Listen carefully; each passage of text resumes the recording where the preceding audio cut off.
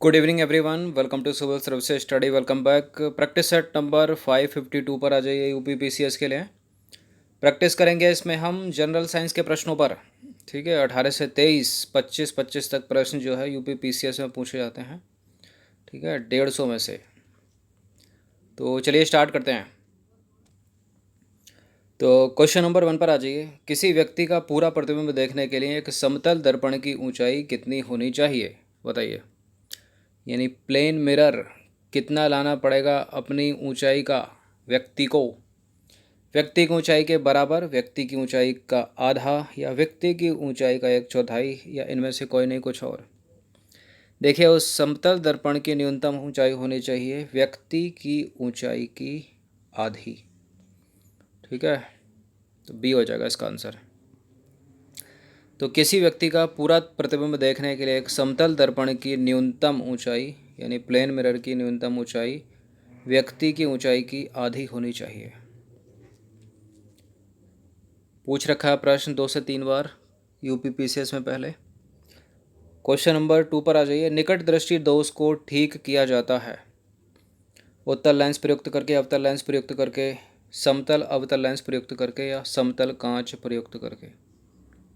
देखिए, निकट बोलिए, निकट आ का आवाज़ आ रहा है तो अवतल लेंस हो जाएगा। दूर ऊ आ रहा है, ठीक है, तो उत्तल लेंस हो जाएगा। इसी तरह से याद रखिए, आसान से ट्रिक है ये। तो निकट दृष्टि दोष से पीड़ित व्यक्ति को जो है, निकट की वस्तुएं तो स्पष्ट दिखाई देती हैं लेकिन दूर की वस्तुएं वो स्पष्ट दिखाई नहीं देख पाता, ठीक है। और इस दोष को दूर करने के लिए अवतल लेंस यानी कॉनकेव मिरर का जो है उपयोग किया जाता है। क्वेश्चन नंबर 3 पर आ जाइए। पढ़ने में काम आने वाले जो ग्लास होते हैं वो किस प्रकार के लेंस से बनते हैं? अवतल होते हैं, उत्तल होते हैं, साधारण होते हैं, या अवतल उत्तल दोनों होते हैं? पढ़ने में काम आने वाले कॉनकेव होते हैं, कॉन्वेक्स होते हैं, वो होते हैं कॉन्वेक्स, उत्तल। तो देखिए, बीच में मोटे तथा किनारों पर पतले आकार वाले जो ग्लासेस होते हैं उनको उत्तल लेंस कहते हैं, यानी कॉन्वेक्स लेंस होते हैं वो। और यह अनंत से आने वाली किरणों को सिकोड़ता है, अतः इसे अभिसारी लेंस भी कहते हैं।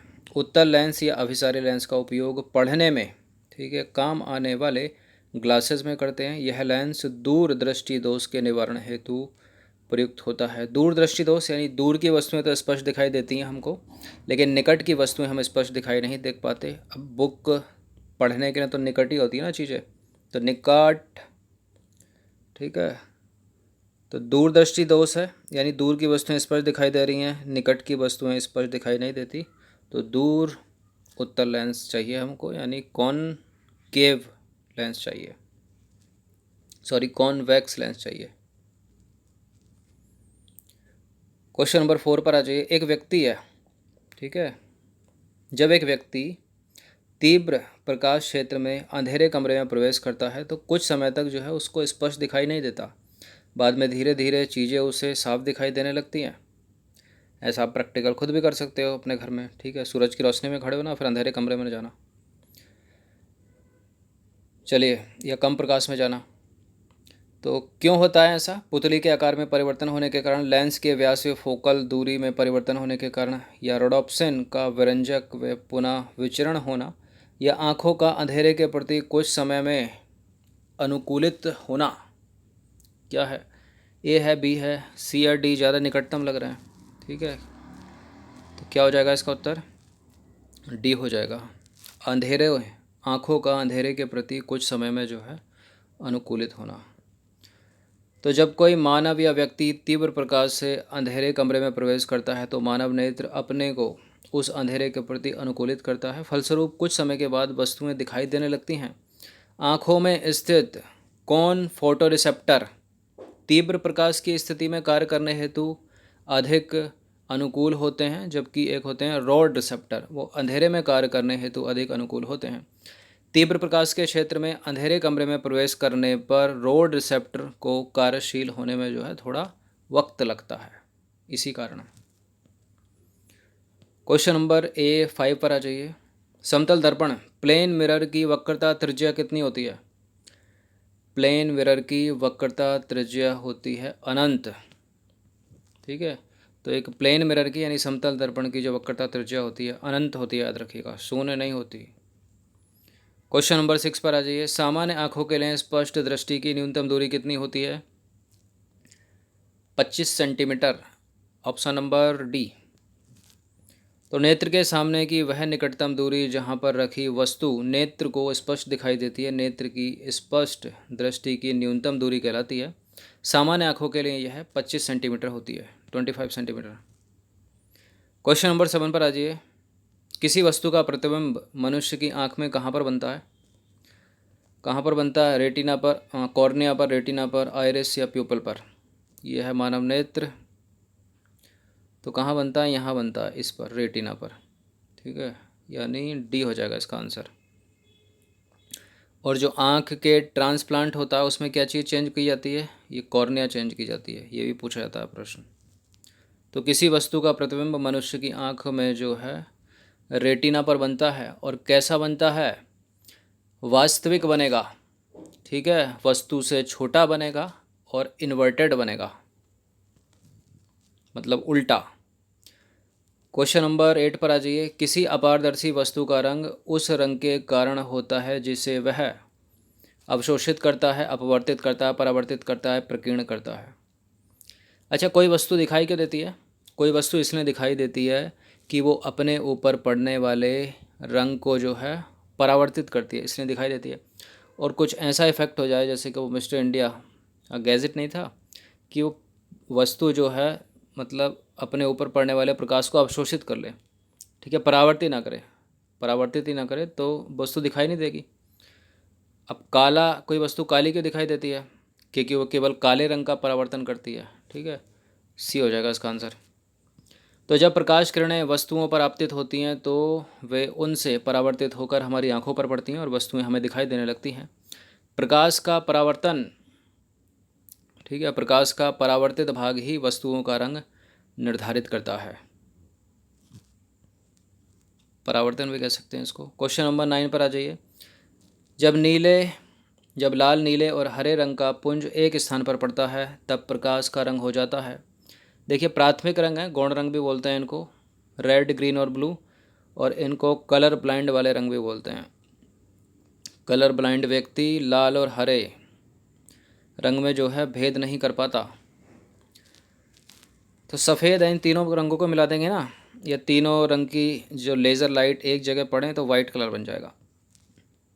तो देखिए, प्रकाश में 3 मूल यानी प्राथमिक रंग होते हैं, रेड, ग्रीन और ब्लू, और सभी प्राथमिक रंगों को मिलाने पर बनता है वाइट कलर, ठीक है, सफ़ेद रंग के प्रकाश की उत्पत्ति होती है। क्वेश्चन नंबर 10 पर आ जाइए। जो धूप के चश्मे होते हैं उनकी पावर कितनी होती है? कुछ भी पावर नहीं होती उनमें, ठीक है, ज़ीरो डायोप्टर। तो धूप के चश्मों की पावर 0 डायोप्टर होती है। क्वेश्चन नंबर 11 पर आ जाइए। देखिए, 100 डिग्री सेल्सियस की वाष्प द्वारा उत्पन्न जलन जो होती है उसी ताप के जल द्वारा या पानी द्वारा उत्पन्न जलन से अधिक गंभीर होती है, क्योंकि, ठीक है, ये पानी उबल रहा है इसमें बॉयल में, ठीक है, बाउल में। तो 100 डिग्री सेंटीग्रेड पर उबाला, ये एक हथेली है, ये वाष्प है 100 डिग्री सेंटीग्रेड वाली, सेल्सियस वाली, इसको इसमें डाल दो, इसको इसमें डाल, तो ज़्यादा जलन ये देगा। क्यों देगा? वाष्प एक गैस है इसलिए, या वाष्प द्वारा अधिक ऊष्मा दी जाती है इसलिए, या वाष्प अधिक ज्वलनशील होती है इसलिए, या वाष्प द्वारा अधिक दाब उत्पन्न किया जाता है इसलिए। हम पहले भी चर्चा कर चुके हैं इस पर। वाष्प द्वारा अधिक ऊष्मा दी जाती है, जो उसकी गुप्त ऊष्मा होती है ना, वो अधिक होती है। तो 100 डिग्री सेल्सियस की वाष्प द्वारा उत्पन्न जलन उसी ताप के पानी द्वारा उत्पन्न जलन से अधिक गंभीर होती है, क्योंकि वाष्प में जो उसकी गुप्त ऊष्मा है वो भी विद्यमान रहती है। और 100 डिग्री सेल्सियस की 1 ग्राम द्रव्यमान के जल की अपेक्षा 100 डिग्री सेल्सियस के 1 ग्राम वाष्प में 540 कैलोरी ऊष्मा अधिक होती है, 440। क्वेश्चन नंबर 12 पर आ जाइए। निम्नलिखित में से कितने सेंटीग्रेड एवं फ़ारेनहाइट तापक्रम समान होते हैं? ये ऐसा प्रश्न है जो बैंक में, रेलवे में, ठीक है, लोअर पीसीएस, अपर पीसीएस, दूसरे कॉम्पिटिटिव एग्ज़ाम में, सब में पूछा हुआ है। और उसमें तो ज़रूर पूछते हैं जिनमें सामान्य विज्ञान से रिलेटेड क्वेश्चन पूछे जाते हैं उस एग्ज़ाम में। और इसका उत्तर है -40 डिग्री, ठीक है, CA है इसका आंसर। तो -40 डिग्री सेंटीग्रेड एक ऐसा तापमान है जो डिग्री सेंटीग्रेड और डिग्री फ़ारेनहाइट के समान होता है। ठीक है, जिस पर एक समान होता है। क्वेश्चन नंबर 13 पर आ जाइए। एक स्वस्थ मनुष्य है, स्वस्थ मनुष्य के शरीर का तापमान कितना होता है? स्वस्थ मनुष्य के शरीर का तापमान होता है 98.6 फ़ारेनहाइट में, 310 केल्विन में, और डिग्री सेल्सियस में होगा 37 degree Celsius. Option number A. तो एक स्वस्थ मनुष्य के शरीर का तापमान होता है 37 डिग्री सेल्सियस। ठीक है, कहीं इसको 36.5 से लेकर 37 तक लिखे रहते हैं, 37 ही है, ठीक है, याद रखिएगा। और 98.6 डिग्री फ़ारेनहाइट है, और केल्विन में भी याद रखिए 310 केल्विन।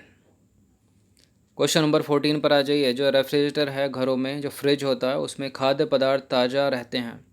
उन खाद्य पदार्थों को ताज़ा रखने पर जो सुरक्षित तापमान है वो कितना होता है? ठीक है, देखिए 0 डिग्री जाने की ज़रूरत नहीं है, 4 डिग्री पे काम हो जाएगा। तो 4 डिग्री सेल्सियस। इम्पोर्टेंट है, प्रश्न याद रखिएगा। तो रेफ्रिजरेटर में जो है खाद्य पदार्थ ताज़ा रखने हेतु सुरक्षित तापमान लगभग 4 डिग्री सेल्सियस है। क्वेश्चन नंबर 15 पर आ जाइए। सीले हुए बिस्कुटों को थोड़ी देर के लिए फ्रिज के अंदर रखा जाता है तो वे कुरकुरे हो जाते हैं। क्यों हो जाते हैं? पहला ऑप्शन है ठंड से अतिरिक्त नमी बाहर आ जाती है, फ्रिज के अंदर आर्द्रता कम होती है इसलिए अतिरिक्त नमी अवशोषित हो जाती है, फ्रिज के अंदर आर्द्रता अधिक होती है इसलिए अतिरिक्त नमी अवशोषित हो जाती है, फ्रिज के अंदर दाब अधिक होता है जिससे अधिक नमी बाहर आने में मदद मिलती है। क्या होता है, क्यों होता है ऐसा? सीले हुए बिस्किट जो है वो कुरकुरे क्यों हो जाते हैं फ्रिज के अंदर रखने पर? देखिए ये जो है ना कि ठंड से अतिरिक्त नमी बाहर आ जाती है, इसको तो एलिमिनेट कीजिए। अब नमी बाहर नहीं आएगी, उसमें बर्फ़ बन के अंदर ही जमेगी वो। ठीक है, फ्रिज के अंदर अधिक दाब होता है जिससे अधिक नमी बाहर रहते हैं, ऐसा कुछ नहीं होता। ये ह्यूमिडिटी वाला रहेगा इसमें चक्कर। ठीक है, तो फ्रिज के अंदर जो ह्यूमिडिटी है वो पैदा ही नहीं हो पाती क्योंकि ठंड रहती है अंदर। ठीक है, उससे क्या होगा, वो जम जाएगी बर्फ़। ठीक है, और फ्रिज को बंद कर दोगे तो वो जमा हुआ पिघल जाएगा। ठीक है, मतलब मॉइस्चर है ही नहीं बिल्कुल भी। तो क्या होगा, फ्रिज के अंदर आर्द्रता जो है, ह्यूमिडिटी कम होती है। ठीक है, इसलिए अतिरिक्त नमी जो है वो अवशोषित हो जाती है, बी। तो देखिए आधुनिक फ्रिज में जो है वो आर्द्रता नाशक होते हैं वो। ठीक है, मतलब डीह्यूमिडिफिकेशन प्रक्रिया उसके अंदर होती रहती है फ्रिज में, जिससे फ्रिज के भीतर की अतिरिक्त आर्द्रता जो है वो अवशोषित होकर बर्फ़ बन जाती है। ठीक है, तथा पुनः पिघलकर जो है द्रव का रूप ले लेती है और बाहर आ जाती है पीछे के रास्ते। ठीक है, यही कारण है कि सीले हुए बिस्कुटों को थोड़ी देर के लिए फ्रिज में रखने पर या रेफ्रिजरेटर में रखने पर कुरकुरे हो जाते हैं वो। प्रैक्टिकल आप कर भी सकते हो ये। तो ये 15 प्रश्न थे जनरल साइंस के। ठीक है, इम्पोर्टेंट है। इसमें से 25% प्रश्न रिपीटेड हैं जो पहले पूछे गए यूपी पीसीएस में। देखिए 13, 14, 15 तक जो है यूपी पीसीएस में जो जनरल साइंस के प्रश्न थे ऐसे होते थे कि डायरेक्ट उठा उठा कर पहले रिपीटेड होता था। अब तो नहीं हो रहा पिछले 3 वर्षों से, लेकिन सीधा सीधा प्रश्न ये जो है मिरर वाला, ये एक व्यक्ति को अपना प्रतिबिंब पूरा देखना है तो सामान्य प्लेन मिरर की लंबाई कितनी होनी चाहिए, ये लगातार 3 वर्षों पूछा है। ठीक है, लगातार 3 वर्ष। चलिए, तो रिवीजन करते रहिए हर दिन। 502, 503 जितने भी टेस्ट कंप्लीट हो गए हैं, पुरानों को भी रिवीजन करते रहिए वरना भूलते चले जाइएगा।